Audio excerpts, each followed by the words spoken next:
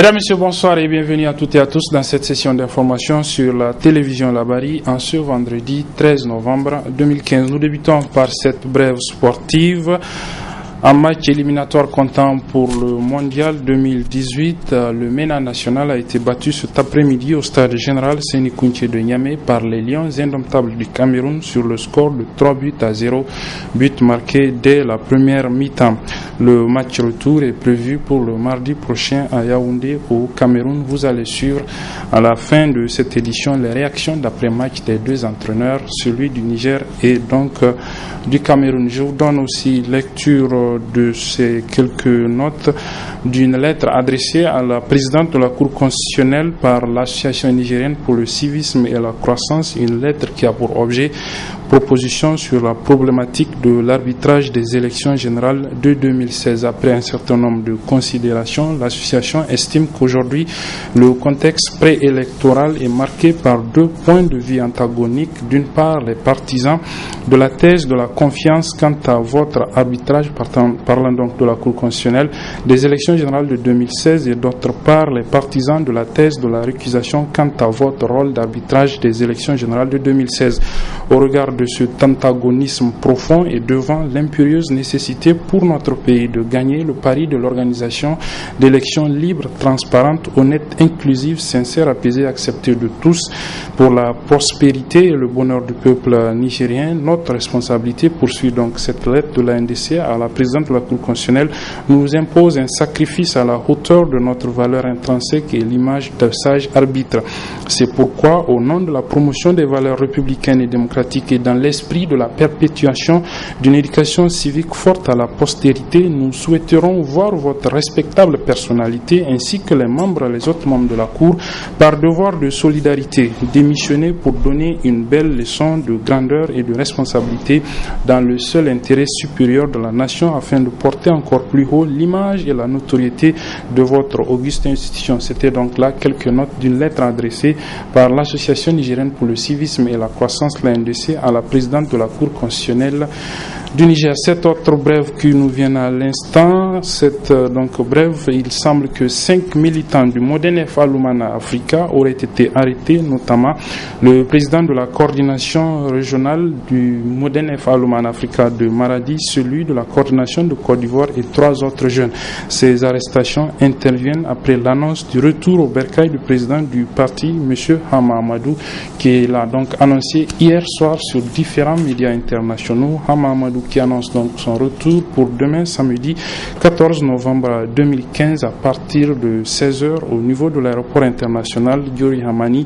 Il annonce qu'il arrivera dans un vol de Air France. Je vous propose de suivre un extrait justement dans lequel il a annoncé son retour lors de l'entretien qu'il a accordé à la chaîne de télévision Vox Africa. J'ai prévu de rentrer le samedi 14 novembre au Niger et je viendrai en plein jour sans me cacher, n'est-ce pas? Parce que je reviens dans des conditions d'un candidat aux élections présidentielles. Je viens dans un esprit républicain. Je suis candidat, je reviens dans mon pays. Si j'ai des comptes à rendre à la justice, c'est avec la justice que j'aurai à faire, pas avec le gouvernement de M. Issoufou. Même si, comme vous l'avez appris comme moi, Monsieur le ministre de l'Intérieur, sous l'instigation de M. Issoufou, a promis dès ma descente d'avion de m'arrêter. Mais il peut m'arrêter. Mais le processus démocratique, il ne pourra pas l'entraver. Si on vous arrêtait? Si on m'arrête, je pense que la justice sera là pour régler les problèmes conformément au droit et non pas conformément à l'agenda politique de ceux qui sont au pouvoir. Vous avez réellement confiance en la justice de votre pays? Je mettrai cette justice à l'épreuve et les Nigériens dans leur ensemble et la communauté internationale verra si oui ou non au Niger on respecte le droit ou la justice elle-même est infondée à un régime qui ne se soucie pas de l'égalité. Le parti de Hama Amadou, justement, était en assemblée générale cet après-midi avec pour objectif d'appeler les militants et sympathisants à sortir massivement pour accueillir demain à partir de 13h le président du parti, Hama Amadou, qui revient donc au pays après plus d'une année d'exil. Hama Amadou sera bel et bien parmi nous le samedi 14 novembre 2015 à partir de 15h. Et les élections seront libres, transparentes, inclusives, car nous y veillerons de toutes nos forces. Pour cela, nous avons décidé d'organiser un accueil pacifique qui se déroulera selon l'itinéraire suivant. Aéroport boulevard Malibéro, entre la station Escadrille et l'aéroport militaire, rond-point Ouadata, siège du bureau politique national ici à Zabarkan, où le président s'arrêtera pour saluer les militants pour 10 minutes, reprise du cortège vers la place Toumo, rond-point terrain musulman, rond-point Lako, rond-point Ena, rond-point Gadfawa, route Tilaberi, résidence du président Mfenga. Nos intentions sont certes pacifiques, mais notre engagement et notre détermination à accompagner le candidat de notre parti auprès de sa famille ne doivent souffrir d'aucune ambiguïté.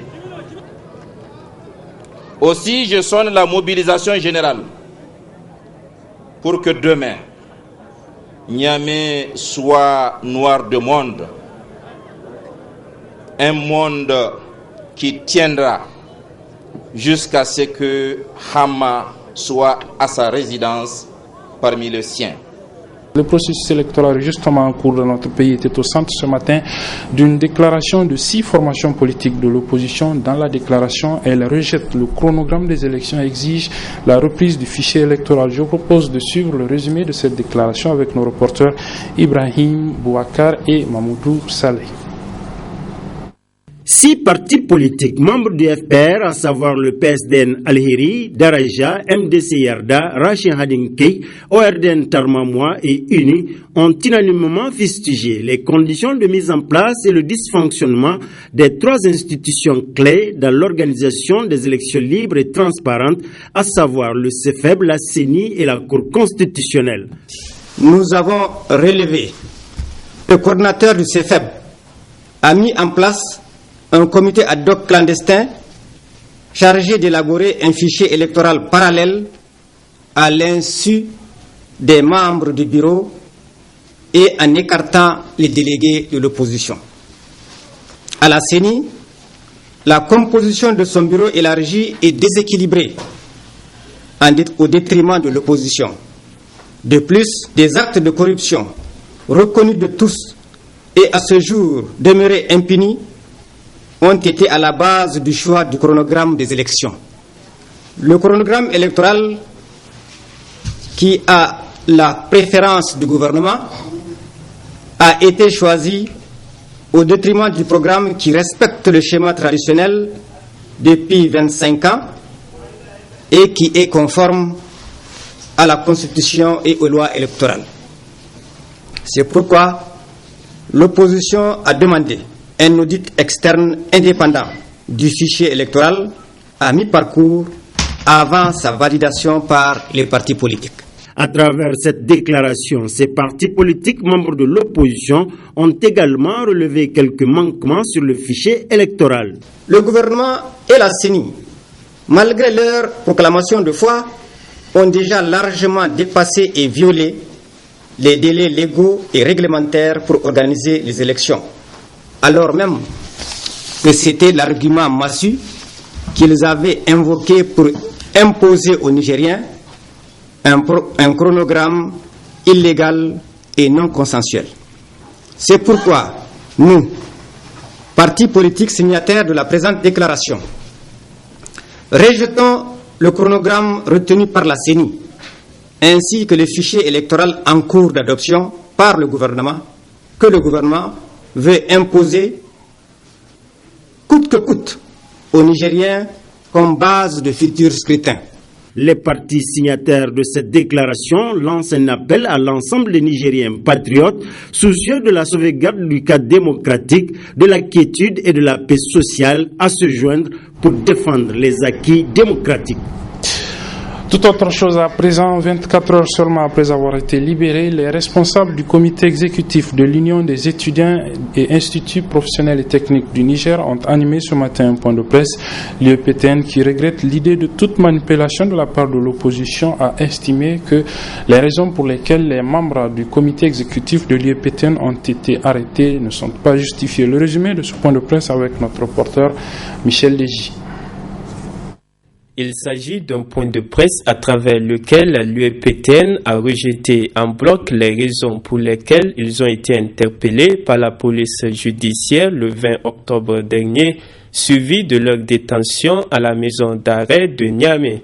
Selon ces informations, nous, section UEPTN, l'Union des étudiants des instituts, écoles professionnelles et techniques, nous avons l'intention d'organiser une marche suivie des sittings au niveau du ministère de l'enseignement supérieur, une marche que nous allons poursuivre sur la présidence de la République, et je précise qu'ils disent que selon les mêmes informations qu'ils ont reçues, que ces démarches avec l'opposition et plus précisément les partis modernes FA Lumana que nous étions en train d'organiser cette manifestation. D'autres informations qu'ils ont reçues, ils disent que quand ils m'ont pris, j'étais sur le point d'organiser un point de presse pour dénoncer l'occupation des écoles par les FDS. Des informations erronées. Et même si ces informations s'avèrent vraies, je crois bien que c'est notre droit de tenir des marches conformément aux lois de la République. Maintenant, Dieu merci, vous avez tous suivi, la justice nigérienne nous a innocentés à nos réélections à travers une ordonnance de non-lieu, c'est-à-dire qu'elle ne nous reproche rien du tout et qu'elle ne retienne rien contre notre personne. Je crois que ça a été une leçon pour le gouvernement aujourd'hui et que nous demandons à nos camarades de rester encore vigilants, mobilisés, car, je l'ai dit et je le répète, le combat vient juste de commencer. L'Union des étudiants des instituts et écoles professionnelles et techniques du Niger, qui a profité de l'occasion pour adresser ses sincères remerciements au comité directeur de l'USN ainsi qu'à toutes ses structures de base, à l'association des parents d'élèves et à la Commission nationale des droits humains pour la mobilisation et le soutien moral qu'ils ont bénéficié de leur part durant cette épreuve. Dans le domaine de l'éducation, toujours, la première promotion d'étudiants spécialisés dans le changement climatique et l'utilisation des terres adoptées de l'université Abdou-Mouni Diofo de Niamey est sortie. Il y a eu lieu ce matin une cérémonie officielle de remise de diplômes à ces étudiants. Il faut noter que la formation de ces étudiants spécialisés en changement climatique et utilisation des terres adaptées a été appuyée par l'ambassade d'Allemagne au Niger. Le compte rendu de la cérémonie avec nos reporters Aboubakar Souley et Ali Sissé Ibrahim. Dans le monde et plus particulièrement dans nos pays sahéliens, le changement climatique est une réalité indéniable. En effet, d'une année à une autre, la chaleur s'accentue, la pluviométrie est perturbée et le désert ne cesse d'avancer. Aussi, pour faire face à la métamorphose climatique, l'université Abdou-Moumouni de Niamey, avec le soutien financier de l'Allemagne, a mis en place le programme Moscal sur le changement climatique et l'utilisation adaptée des terres. Un programme qui a accueilli 10 étudiants du Bénin, du Nigeria, du Mali, de la Gambie, du Sénégal, de la Côte d'Ivoire, du Burkina Faso, du Ghana et du Niger, qui après 2 ans d'études ont reçu ce matin leur diplôme dans la maîtrise et l'étude des changements climatiques. En effet, l'objectif du Centre Ouest Africain de services scientifiques sur le changement climatique et l'utilisation adaptée des terres, donc OESCAL, qu'abrite l'Université Abou Moumouni de Niamey, vise le renforcement des capacités des pays ouest-africains et de produire des connaissances par le biais de la recherche pour développer la capacité d'analyse afin de mieux prendre en charge les problèmes actuels et futurs causés par le changement climatique. Pour sa part, l'ambassadeur d'Allemagne dans notre pays a relevé l'utilité que comporte le programme sur le changement climatique. Les jeunes diplômés de l'enseignement supérieur, comme ceux qui sont réunis aujourd'hui pour leur cérémonie de graduation, représentent, à mon avis, la meilleure promesse pour un développement durable et un futur heureux. Dans ce sens, je souhaite au programme Changement climatique et énergie à l'Université Abdou Moumouni, ainsi qu'à toutes les filières du programme OESCAL dans la région, beaucoup de graduations dans les années à venir. Prenant la parole, le représentant du ministre des Enseignements supérieurs, Abdourahmane Alou Himadou, précise la résilience qui doit être déployée pour atténuer les effets du changement climatique. Cette cérémonie sacre vos efforts et vos sacrifices après 2 fructueuses années d'études, et elle marque ainsi l'augmentation des ressources humaines et l'expertise de notre sous-région en matière de changement climatique et énergie. En effet, vous venez de pays qui, au-delà de leurs différences géographiques et culturelles, appartiennent tous à une même famille, celle des pays les plus affectés par une affliction mondiale dont ils ne sont hélas que les grandes victimes. Ainsi, la cérémonie de la première journée scientifique du programme sur le changement climatique et l'utilisation des terres s'est terminée par la remise des diplômes aux 10 récipiendaires provenant de l'espace CEDEAO, à l'égard desquels il est attendu une application de ce qu'ils ont appris dans leur environnement respectif. Il est à noter que cette première promotion a été baptisée Alassane Abdoulaye, du nom du professeur émérite décédé dans la bousculade de Mina à la Mecque.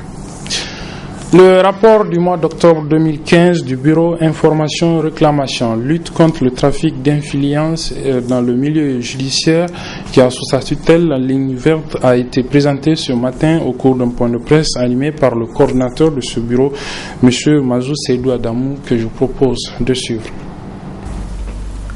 La 3e session 2015 du bureau a eu à examiner 17 plaintes et dénonciations des citoyens enregistrés au niveau de la ligne verte. De cet examen, il est ressorti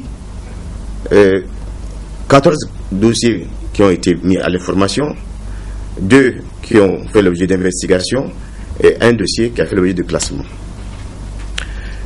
Le bureau a mené des investigations sur le terrain du 27 au 10 août 2015. Et ces investigations ont concerné 6 régions de notre pays, à savoir Agadez, Dosso, Maradi, Tillabéri, Zender et Niamey. Les plaintes faisant l'objet d'investigation sont réparties comme suit. Pour Niamey, il y a 6 dossiers, Tillabéri 3, Agadez 1, Dosso 2, Maradi 1, Zender 1, ce qui fait 14. Le bureau a tenu la 4e session 2015 du 17 au 26 août 2015 en vue d'examiner et d'adopter les rapports des 3 comités qui ont été envoyés sur le terrain. À la fin de cette session, le rapport général objet de ce point de presse a été produit. À l'issue des investigations sur le terrain, le bureau a conclu ainsi qu'il suit. 4 plaintes font l'objet de saisine du procureur de la République. 3 plaintes requièrent un suivi de leur procédure judiciaire. 3 plaintes sont classées sans suite. 2 plaintes font l'objet d'informations. Une plainte fait l'objet de saisine de la Chambre nationale des huissiers de justice. Une plainte fait l'objet de recommandations à l'attention du ministre de l'Urbanisme relativement au comportement et agissement de la SONESI. Les activités de la ligne verte, qui joue un rôle de sentinelle, devrait donc permettre d'apprécier l'intégrité du système judiciaire et concourir à corriger certains errements. La création du BIR LCTI, donc ligne verte, répond aux exigences de la Convention des Nations Unies contre la corruption en ce qu'il contribue d'une part à informer le public sur le service public de la justice, à le guider et orienter pour accroître la transparence du système judiciaire. D'autre part, ces attributions l'érigent en véritable sentinelle pour renforcer l'intégrité des magistrats et prévenir les possibilités de les corrompre. Les agents nouvellement recrutés pour la fonction publique pour le compte des ministères des Finances et des Affaires étrangères sont accueillis et formés autour du thème « Moderniser l'État pour un service de qualité » depuis ce matin.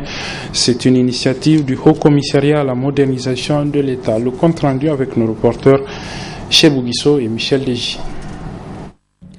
Ils sont au nombre de 400 nouveaux fonctionnaires au titre du ministère de l'économie et des finances et 54 pour celui des affaires étrangères à être recrutés dans le cadre du processus de recrutement massif engagé par les autorités de la 7e République. La masse salariale du Niger était de moins de 100 milliards en 2011 à l'arrivée du président Issoufou Mahamadou au pouvoir. Aujourd'hui, elle est de plus de 235 milliards de francs CFA. Cela veut dire qu'en plus du recrutement massif, des avantages supplémentaires ont été concédés aux fonctionnaires nigériens pour les mettre dans de bonnes conditions de travail.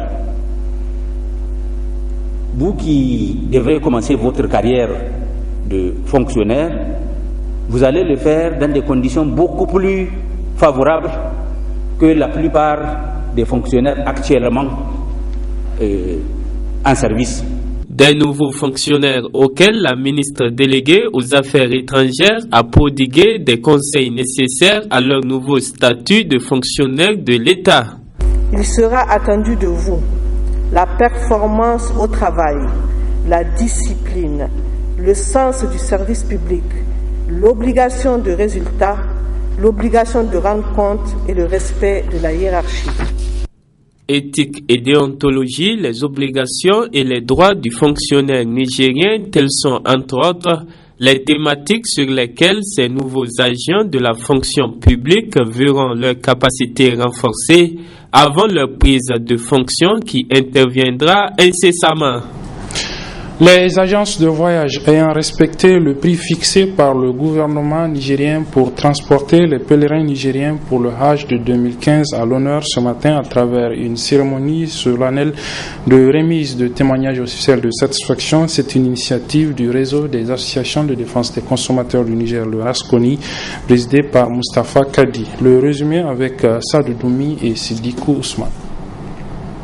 Cette cérémonie vaut tout son pesant d'or et c'est un grand rendez-vous des organisations des consommateurs et des fournisseurs de biens et services que sont les agences de voyage, lesquelles agences se voient décerner des témoignages pour avoir respecté l'esprit du prix du Hajj fixé par le gouvernement. Aujourd'hui, nous mettons donc un point d'honneur sur la disponibilité de ces agences qui se sont distinguées parmi tant d'autres en suivant les directives du comité mises en place par le gouvernement.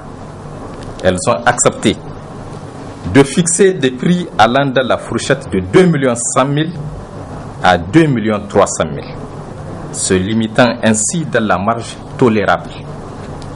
Nous tenons à leur dire toute notre satisfaction et leur présentons nos vives félicitations pour le geste combien important qu'elles ont bien voulu consacrer aux pèlerins nigériens.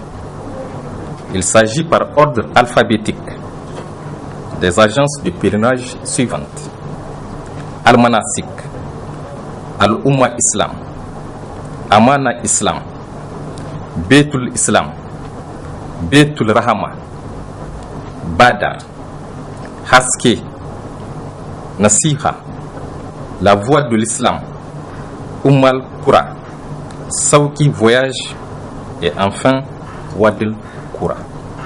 Honoré d'une telle distinction et dans une émotion à peine contenue, ces chefs d'agence ne manquent pas au passage de formuler d'autres vœux pour l'accomplissement dans des meilleures conditions d'un des piliers de l'islam. Et je profite de cette occasion pour remercier la Resconi et pour l'honneur qu'ils nous ont fait. Donc vraiment, on les remercie très sincèrement pour cette initiative qu'ils ont prise cette année. J'espère que les autres agences, ils vont nous rejoindre parmi les 12 agences qui ont respecté les prix fixés par l'État. Donc j'espère qu'ils auront aussi l'esprit pas seulement commercial, mais qu'ils auront aussi l'esprit religieux.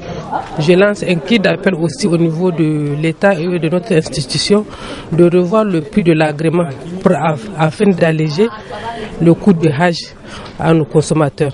Si toutefois les agences arrivent à baisser le prix, que le Congo aussi essaie de faire la même chose. Satisfait donc aussi bien pour le Rasconi que ses agences de voyage pour avoir créé cette synergie, tout comme poser les jalons en vue d'assouplir les tracasseries des pèlerins en partant sur les terres saintes de l'islam.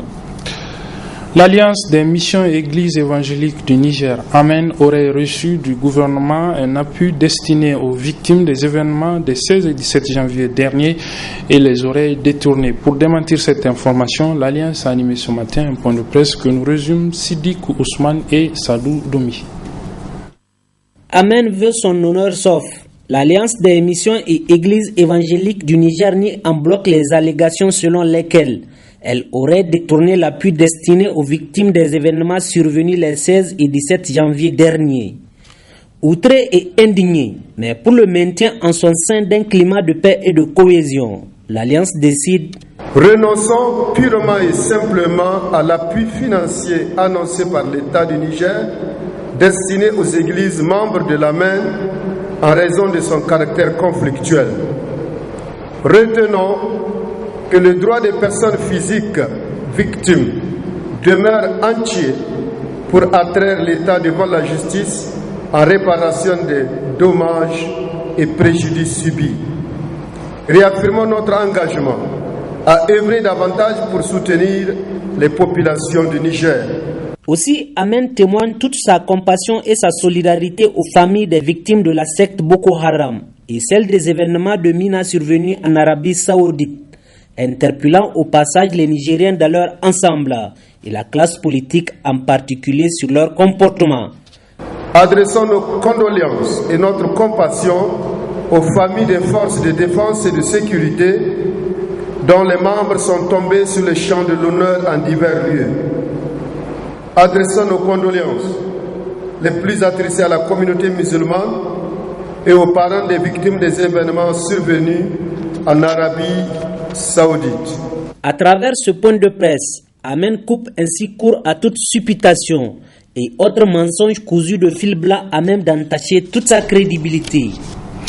Voilà un reportage avant les activités sportives. C'est un portrait d'un jeune styliste créateur nigérien qui a son atelier au niveau de la ville de Tawa. Il s'agit de Rabé Oumalé.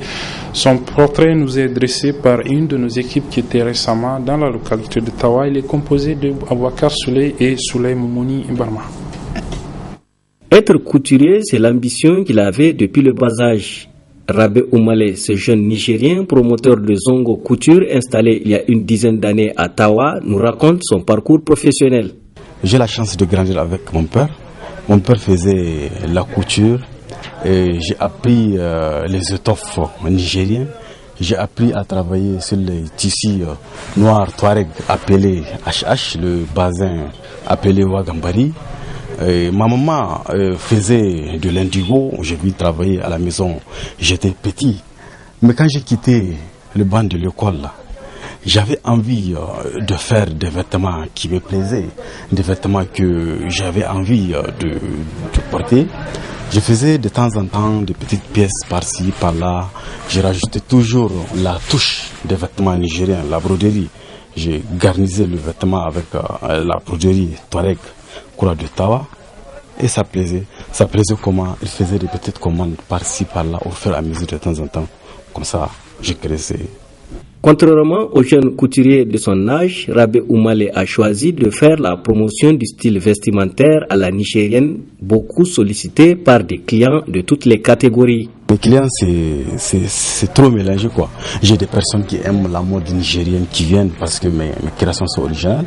Il y a les artistes nigériens qui aiment les beaux vêtements. Il y a les acteurs du Nigeria qui aiment se faire remarquer. Il y a aussi les autorités nigériennes qui aiment mes créations parce que mes créations sont originales. Outre les nombreux emplois qu'il a créés pour la jeunesse, Rabé Oumale a également formé beaucoup de jeunes qui tournent aujourd'hui à leur propre compte. Le MENA national du Niger a donc été battu cet après-midi au stade général Séni Kountché de Niamey par les Lions indomptables du Cameroun sur le score de 3-0. Match comptant pour les éliminatoires de la Coupe du Monde Russie 2018. Je vous propose de suivre la réaction de l'entraîneur des Lions indomptables qui estime que c'est l'expérience de ses poulains qui a fait la différence. Non, je ne pense pas. Lorsque vous voyez les 15 premières minutes, je crois que ça allait dans tous les sens. Malheureusement, ou alors heureusement pour nous, pendant cette période-là, aucune équipe ne prend de but. Et par la suite, en l'espace de quelques minutes, nous réussissons à tuer ce match. Et vous comprenez que dans ce genre de situation, ce qui compte, c'est le réalisme. Si eux, ils avaient eu la même chance de mettre les ballons au fond, je crois que ça aurait été très très difficile pour nous. Maintenant, il y a un match retour qu'il faut préparer. Je pense que rien n'est encore fait. Qu'est-ce qui a fait la différence ce soir? Non, mais je pense que c'est au niveau de l'expérience parce que nos joueurs ils sont beaucoup plus expérimentés. Ils ont marqué les buts au moment où il faut. Voilà, c'était donc l'entraîneur des Lions indomptables du Cameroun juste après leur victoire sur le MENA national. Pour le staff du MENA, justement, les Camerounais ont été plus réalistes. Il faut sauver l'honneur à la manche retour prévue mardi prochain à Yaoundé au Cameroun, a estimé l'entraîneur adjoint Cheikh Omar Diabati. C'est vrai, Chikoto, bon, en fait, on l'a sifflé à un moment donné. Mais pourquoi ils l'ont sifflé? Mais c'est un mec, vraiment, c'est un joueur qui nous a toujours donné le meilleur de lui-même. Bon, sa forme actuelle, moi, en fait, je ne peux pas dire qu'il n'est pas en forme. Parce qu'il n'a pas failli. C'est vrai, mais en face, comme je l'ai dit, en face, il y avait des expérimentés. Et le championnat actuel a démarré en Europe et un peu partout. Donc c'est pour dire que vraiment, peut-être ceux qui étaient en face étaient au-dessus de nous autres. Est-ce que vous voyez? Donc la petite forme de Chitoto, il ne faut pas la comparer avec la forme des attaquants camerounais. C'est des grands joueurs qui jouent dans des grands clubs et en face, il y avait peut-être une équipe, une nation qui est en train de se reconstruire. Est-ce que vous voyez? Donc vraiment, pour Chikoto, il faut le laisser parce que il ne faut pas oublier qu'il nous a donné une qualification pour une CAN. Oui, mais aujourd'hui, il a été quand même bon, c'est votre jugement. Pour moi, il n'a pas failli parce que est-ce qu'on avait un au-delà de Chikoto? Est-ce qu'on peut avoir plus que Chikoto? Voilà, est-ce qu'on pouvait avoir plus que Chikoto? Moi, je ne sais pas. Maintenant, nous, on a opté à faire jouer Chikoto. C'est notre option. Maintenant, peut-être ça a passé autrement, selon vous. Mais nous, on pense que dans l'ensemble, il a donné ce qu'il pouvait donner. Et ceux qui sont sur le banc ne peuvent pas faire au-delà de ce que Chikoto a fait. Non, je l'ai dit, le sport ne reflète pas la physionomie. J'ai dit on a perdu les pédales en 10-15 minutes. Si vous voyez, on a pris le but à la 35e minute de jeu. Et aussitôt 2-3 minutes, on prend un deuxième. C'est pour dire que vraiment 10 minutes, le match a basculé. C'est une équipe expérimentée. Ils ont basculé. Pourquoi c'est arrivé à la 35e minute? Ça pouvait être vraiment peut-être à la 70e minute ou à la 80e minute.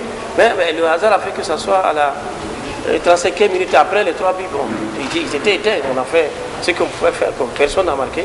Bon, il faut vraiment encourager ces jeunes-là. Une autre activité sportive, c'est celle de la Fédération nigérienne de tir à l'arc qui a débuté hier après-midi des séries de démonstrations dans le milieu scolaire. C'est le CSP Algoza qui a servi de cadre au lancement de cette initiative, comme le rapportent Soumel Abdoulaye et Nasser Tantof.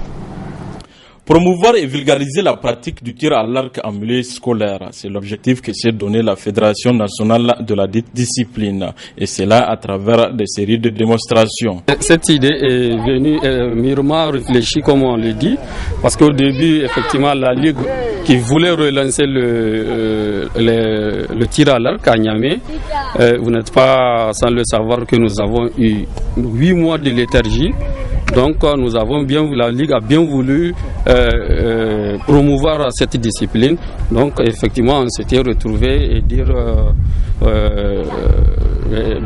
et réfléchir pour aller vers maintenant les établissements qui sont principalement concernés. Si nous voulons effectivement avoir des adhérents, je pense qu'il va falloir aller vers ces établissements. Cette première série, c'est le CSP Algoza qui a été choisi, dont le responsable s'est réjoui du choix porté sur son établissement.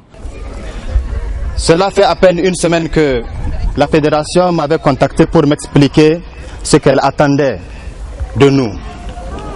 Et sachant que l'école, c'est une pépinière pour tout ce qui doit servir la nation, et ayant compris le sens de leurs préoccupations, j'ai voulu que le complexe Algoza soit une pépinière, entre autres, pour cette fédération. Une formation stage sera organisée du 28 au 3 décembre 2015 à l'endroit de ces jeunes talents et sera financée par la Fédération mondiale de tir à l'arc. Voilà, c'est la fin de cette édition, mais je vous rappelle cette brève. 5 militants du Modern FA Lumana Africa auraient été arrêtés. Il s'agit notamment du président de la coordination régionale du Modern FA Lumana Africa de la région de Maradi, ainsi que celui de la coordination de Côte d'Ivoire et 3 autres jeunes. Des arrestations qui interviennent après l'annonce du retour au bercail du président du parti, M. Hamamadou, un retour prévu donc demain samedi 14 novembre 2015. C'est donc la fin de cette édition, mesdames et messieurs. Merci de l'avoir suivi. Merci également aux équipes techniques et rédactionnelles qui m'ont aidé à vous la présenter. Les programmes se poursuivent sur la télévision La Bari. Au revoir.